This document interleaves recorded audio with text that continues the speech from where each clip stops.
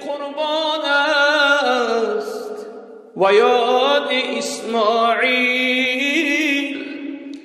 یاد زیبایی ندای جبرائیل، یاد ابراهیم و خواب رحمتش، یاد قربانی فرزندی خلیل، یاد ابراهیم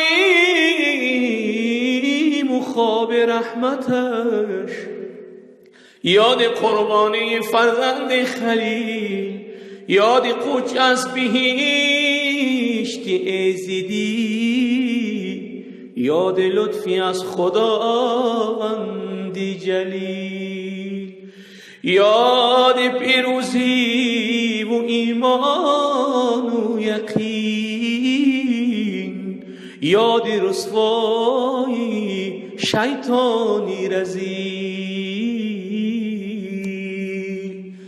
ای مسلمانان شاد باش، عید قربان آمده، وقت قربانی جان از بحر یزدان آمده.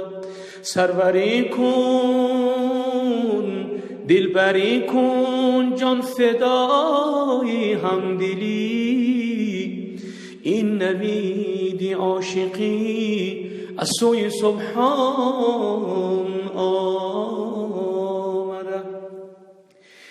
عید قربان را بر تمامی مسلمانان دنیا تبریک و مبارکباد میگویم. انشالله که در این عید سعید قربان شما انشالله همیشه خرسند و خوشحال و سربلند بودید انشالله. عید قربان